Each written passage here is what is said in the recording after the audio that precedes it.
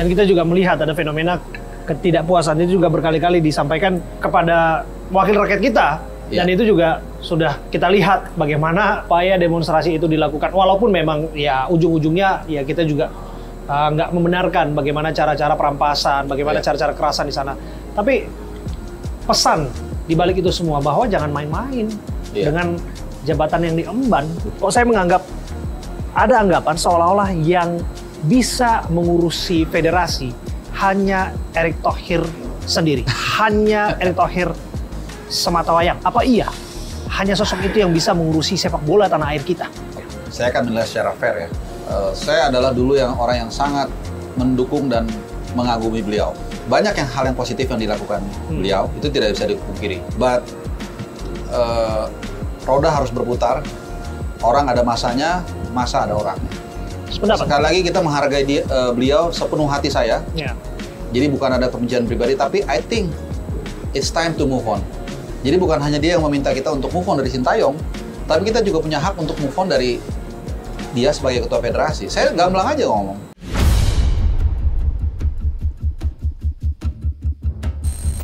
Namun saya udah banyak lari, kemudian juga saya yakin Mosi tidak percaya dari masyarakat. 80% saya yakin juga, mungkin nggak semua saya yakin, itu sudah berkumandang. Dia saya lihat dari mulai, jadi ini bukan soal pemecatan Sintayong aja, itu hanya satu dari runtutan rentetan dari blunder yang dilakukan oleh yang bersangkutan. Kita nanti akan dihadapkan pada AFF 2026. Betul. Detik ini 39 tahun gagal kita Piala Asia ya. Lalu Piala Asia, betul 2027. Bulan Januari, dan itu bukan 2 tahun lagi loh. 1 tahun 2 bulan lagi. Betul. Karena Januari 2027. Betul. Dan itu nggak lama lagi. Kenapa saya katakan nggak lama? Karena tim nasional itu bukan seperti klub. Saya tunjuk misalnya si A jadi pelatih di satu klub. Ya, 3 minggu lagi main, tiap hari bisa ketemu. Timnas kan enggak. 2-3 hari dia baru berkumpul. Nanti ada lagi bulan Maret. Ada lagi bulan Juni, itu nggak lama. Jadi, sorry to say, kalau buat saya, buat Pak Erick Thohir, thanks for what he's done, but it's time to move on as well.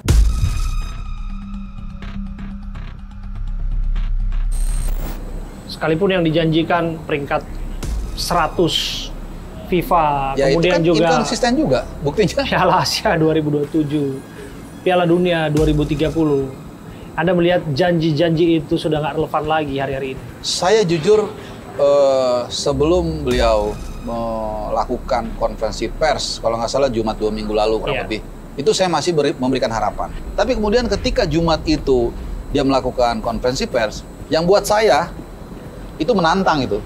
Itu menantang jelas. Dia benturkan kita dengan pemain, bahkan ini disebut media jangan provokasi. Iya, media jangan provokasi. Saya bilang, siapa sih kita yang setuju dengan bullying pemain? Nggak ada lah. Perkara itu ada 1-2, itu iya pasti. Tapi kita tidak dukung. Tapi bukan itu poinnya kan. Anda ini habis melakukan, setelah baru saja mengambil keputusan yang blunder dan gagal, dan Anda tidak ada say sorry. Nggak ada pertanggungjawaban sincere. Dan orang Indonesia itu, kalau seorang pejabat atau siapapun itu, saya juga pernah melakukan kesalahan, Bung Abe. Ketika saya minta maaf dari dalam hati, mereka bisa merasakan. Ya nanti saya dibilang pakar hati lagi kan. Tapi kita udah cukup dewasa lah untuk melihat mana orang yang tulus atau enggak. Tapi pun demikian, apakah maaf cukup? Ya, bahkan itu pun sebenarnya nggak cukup kan. Tapi itu pun tidak dilakukan dengan proper menurut saya. Dan itu butuh sampai berhari-hari, sampai orang teriak-teriak. Baru dia minta maaf dengan, kalau saya lihat di sebuah podcast ya, agak mendongak gini. Saya nggak tahu deh apakah subjektif ya. Tapi artinya saya rasa udah minta maafnya terlambat dan sepertinya tidak sincere. Kemudian tidak ada kebijakan yang dilanjutkan yang membuat kita yakin. Nah disitulah saya bilang oke, enough is enough. Makanya saya akhirnya bikin tagar ETA.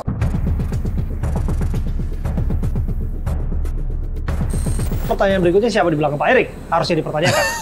Ya, karena kan beliau mengatakan bahwa beliau sudah menyampaikan permintaan maaf, dan beliau juga klaim ya, sekali lagi ini klaim ya, beliau minta maaf ke Presiden, dan Presiden menyampaikan coba lagi. Nah ini kan statement yang apakah masih relevan? Iya. Pertama ini kan ya, kalau kita melihat ya, ini seperti mencari dukungan baru. Megang bola di Indonesia itu gampang-gampang susah. Tapi once you win the heart of Coliseum, kalau Anda memenangkan hati fans, siapapun nggak ada yang berani nyolek Anda. Nggak ada yang bisa. Dan saya nggak usah sebut nama, ada beberapa pejabat yang tersandung gara-gara bola. Tapi banyak juga yang akhirnya jadi karena bola. Ada yang jadi gubernur, kita tahu, ya kan? Betul. Nah, pernyataan itu menurut saya menunjukkan bahwa ada yang jadi gubernur, merangkap jabatan, kemudian pada akhirnya memilih untuk tetap jadi gubernur, begitu ya. Ada juga macam-macam. Dan hari ini ada yang jadi Menpora, ada tapi juga tetap menjadi dalam jabatan nomor 1 administrasi. Iya, nomenklaturnya kacau tuh kan. Jangan-jangan kita juga merasa bahwa beliau merasa juga mendapat dukungan dari FIFA. Kan itu yang selalu disampaikan. Soalnya sosok beliau adalah satu-satunya yang punya relasi begitu dekat, koneksi dekat dengan FIFA, sehingga pada prakteknya ya tidak ada nama lain yang sefit dan proper Pak Erik untuk mengurusi sepak bola kita. Iya, saya pikir narasi itu sebenarnya merendahkan bangsa Indonesia ya. Seolah-olah dia satu-satunya manusia yang paling hebat di Indonesia. Dan saya yakin tidak. Dan setiap orang itu ada masanya, setiap masa itu ada orangnya. Ya, karena di bawah kolong langit ini nggak ada abadi. Nggak ada yang abadi, menurut saya. Sekali lagi, bukan asas kebencian, tapi memang ya sesuatu harus bergerak. Tapi untuk siapa calonnya, itu biarkanlah mekanisme PSSI atau siapapun yang mengambil gitu. Tapi sampai saat ini, saya melihat tidak ada tanda-tanda beliau akan mengembalikan sepak bola kita ke arah yang seperti sedia kala.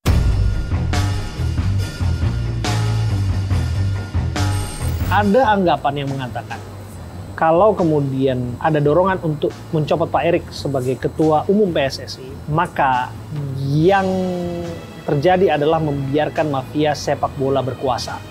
Anda tentu udah dengar anggapan itu. Bagaimana tanggapan? Ya, saya pikir itu sama ya. Narasi yang dikembangkan dari waktu ke waktu, dari pergantian rezim yang saya tahu dari seluruh dunia, selalu ditakut-takuti seperti itu. Sekali lagi memang tidak ada jaminan. Tidak ada jaminan. Nggak ada yang bisa memastikan apa yang akan terjadi 5 menit lagi, 5 detik lagi, bahwa penggantinya ini akan bisa sama atau lebih baik dari Pak Erick Thohir. Tidak ada. Tidak mungkin, bukan tidak mungkin juga, yang menggantikan ini akan lebih baik, akan meneruskan legasinya Pak Erick Thohir menjadi lebih baik lagi. Menurut saya itu kan mengapa kemudian dalam demokrasi modern itu jabatan dibatasi. Iya, 5 tahun sekali 5 misalnya tahun sekali. dalam konteks kepala daerah ataupun presiden Di Indonesia. Kalau di Amerika 4 tahun sekali kan. Betul. Nah ini kan hasil kontemplasi dari kaum-kaum borjuis ratusan tahun lalu kan di Eropa. Ya, ketika penguasa itu berkuasa tanpa batas, kemudian dia menjadi hukum juga dan akhirnya tidak ada perubahan. Oh ya. Betul. Wah. Oke. Ini yang saya paling suka ini. Saya tahu. Terima kasih. Terima kasih.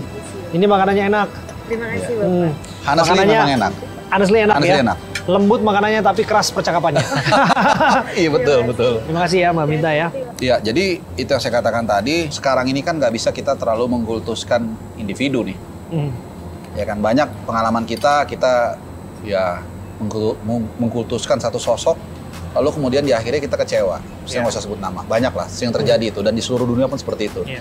Itu lagi balik, makanya kekuasaan itu dibatasi, sehingga apa? Sehingga karena orang itu lama-lama kan hektik dia, lama-lama buntu. Baik itu karena memang dia sudah terlalu zona nyaman, atau mungkin karena usia, fisik. Itu kan tidak bisa dibohongin secara natural. That's why dibikinlah constraint seperti itu, bahwa ya ada batas-batasnya juga gitu loh. Jadi untuk masanya Pak Erik ya, kalau sampai detik ini ya saya nggak ngeliat, kecuali mungkin di akhir tahun ini ada ya katakanlah keputusan-keputusan ataupun tindakan dia yang dibuat yang ternyata berbanding 180 derajat dan itu ternyata bagus, mungkin ya it's okay gitu. Tapi sampai saat ini saya tidak melihat apa yang disajikan beliau, apa yang diambil keputusan itu linear dengan aspirasi masyarakat dan juga kepentingan tim nasional kita. Bung Harpa tadi menyinggung sebaik-baiknya sepak bola dilepaskan dari politik. Memang suka atau nggak suka tidak bisa 100% terpisah memang. Tapi again, yang ada di benak masyarakat itu simpel kan. Kalau ada seseorang pemimpin bisa memberikan manfaat bagi masyarakat, otomatis pasti masyarakat akan berterima kasih. Mungkin tidak hari ini, tapi di lain hari ya waktu yang akan membuktikannya. Iya, betul. Ini luar biasa Bung Harpa. Lantas pertanyaan saya berikutnya, bagaimana masa depan para pemain yang sudah terlanjur dinaturalisasi? Apakah kemudian sepak bola kita akan reset kembali? Apakah gairah itu masih hidup di dada para pemain kita, yang mana mereka sudah tentu kita tidak punya peluang lagi ke Piala Dunia 2026. Tapi prakteknya sepak bola akan terus ada. Pertanyaannya, apakah gairah sepak bola itu masih ada di mereka untuk membela timnas kita tentunya? memang ada 2-3 pemain lah yang mungkin semangatnya sudah luntur, bukan karena apa-apa, tapi karena memang secara usia kelihatannya mereka tidak akan bisa mengejar untuk 2030. Karena kan anggaplah 4 tahun lagi mereka kualifikasi. Itu usianya Tom Hai udah 34. Yeah. Mungkin 50-50 lah. Masih bisa ya, masih bisa enggak. Joao Pelopesi 31, 32, mungkin udah 35, 36, mungkin udah susah. Dan satu lagi Sandy Walsh 28. 4 tahun lagi dia usianya 32. Jahit Ses itu kalau nggak salah 24. Rizky juga masih bisa. Rizky masih 24 mungkin. Sorry, sama satu lagi Verdong 28. Mungkin Verdong masih bisa lah. Jadi masih banyak. Justin Hutton masih 22 kalau nggak salah. Kemudian Kevin Dix masih 20 tengahan. Jadi masih nggak ada masalah. Dan yang kedua juga, mereka kan juga punya kehidupan hari-hari, Bung Adu. Mereka main di klubnya biasa. Saya rasa mereka tetap semangat untuk membela tim nasional kita. Dan saya harap memang seperti itu. Dan lepas dari itu, tentu asa yang dibangun lagi, cita-cita yang dibangun, tampil di Piala Dunia 2030. Apa Anda yakin, di bawah kepemimpinan Erick Thohir, Indonesia bisa masuk Piala Dunia 2030? Iya. Sebagaimana yang janjikannya. Honestly agak susah ya. Susah kalau masih dia yang ada di sana. Dan satu hal ya, kalau kita sering bicara bahwa pemain naturalisasi itu mau dinaturalisasi karena beliau, rasanya nggak juga. Karena kalau kita lihat Ole itu baru mau dinaturalisasi 2025 awal. Kalau memang gara-gara faktor sosok dia, mungkin dari dulu dia harus sudah mau. Kevin Dix pun baru bulan November dinaturalisasi gitu. Jadi seperti balik lagi tadi, kita tidak bisa hanya mengkulturkan satu individu. Itu yang pertama. Yang kedua, sudah ada presiden bahwa dia melakukan keputusan yang super blunder, yang kemudian kita masih memberikan kesempatan ke dia lagi nih. Nah, apakah kemudian itu dilakukan lagi atau enggak? Kita kan nggak tahu. Tapi yang pasti, balik lagi nih, dari konferensi pers yang kita harapkan ada sesuatu hari Jumat, saya tidak melihat ada secerca harapan. Gitu. Jadi, saya tidak melihat tim nasional kita akan bisa berlayar ke Uruguay. Kebetulan nanti 2030 itu 100 tahun Piala Dunia. Kalau masih sosok dan gaya pengambilan keputusan dan komunikasinya seperti Erick Thohir. Karena saya yakin sebagian besar fans, ya tidak semua, sebagian besar fans tidak akan ada berada di belakang dia. Dan itu bahaya. Ketika satu entitas, satu tentara, kalau rakyatnya nggak mendukung, maka susah untuk memenangkan peperangan. Ya, kalau sedikit kita filosofi, kita lihat Vietnam misalnya. Apa kurang canggihnya Amerika Serikat? Ya kan? Dengan filmnya Tour of Duty kan? Betul. Tapi mereka bisa melawan terus. Kenapa? Karena masyarakatnya mendukung. Sementara justru orang Amerika saat itu menolak kan? Dengan istilah-istilah baby killer atau apalah. Betul. Jadi perang itu kan soal bagaimana antara pasukannya dengan masyarakat. Nah, saya tidak melihat saat ini nih kompak nih. Federasi dengan masyarakatnya. Jadi kalau selama ini masih gini-gini terus, walaupun dia mendapatkan dukungan formal katanya dari presiden, wah ini susah ini. Ini malah bisa nanti, kalau orang Sunda bilang Pak Baliut katanya, kacau. Jadi bisa seret-seret juga nanti ke presiden. Kok Anda mengamini orang sosok yang kita nggak suka seperti itu? Kalau itu benar. Kalau itu benar dapat dukungan. Karena itu kan yang diklaim oleh yang bersangkutan. Karena pernyataannya kan, katanya Pak Presiden mengatakan walaupun gagal tapi coba lagi katanya. Bukan dia katakan didukung sang ketua umum di kursinya, dia nggak mengatakan demikian. Nah ini kan sampai kapan waktu mencobanya? Sampai kapan waktu mencobanya juga kita nggak tahu, nggak clear. Gitu. Jadi ya let's see. Terakhir Bung Harpa, kalaulah kemudian Anda bisa menggambarkan kepada publik sepak bola, seperti apa sih sosok figur yang bisa mampu memimpin federasi kalaulah Erick tidak ada lagi di jabatannya? Figur seperti apa yang bisa membangun sepak bola kita dan membawa cita-cita kita bisa masuk ke Piala Dunia? Ya, pertama kalau kita bicara formal kan ada tatipnya kan, segala macam. Nah, tapi itu kita singkirkan. Kalau saya bilang yang pertama adalah dia harus passionate dulu. Passionate terhadap bola. Passionate terhadap bola, itu nomor satu. Tapi itu saja tidak cukup. Tentu dia hanya harus punya koneksi. Koneksi itu kemana-mana, bisa dia koneksi ke FIFA atau ke internasional. Yang terpenting koneksi ke dalam negeri, ke jalinan ke pemerintahan, dan juga ke insan sepak bola Indonesia. Lalu yang berikutnya baru tentu kita tidak bisa pungkiri harus ada logistik di sana. Kemudian keempat adalah pemahaman knowledge soal sepak bola. Dan komunikasi lagi tadi balik. Nah, ini adalah beberapa kriteria yang di luar formal yang harus dimiliki. Sehingga nanti kuat. Dan kemudian yang terakhir juga saya lupa, harus berani mengambil keputusan. Karena pemimpin itu, if you decide, you divide.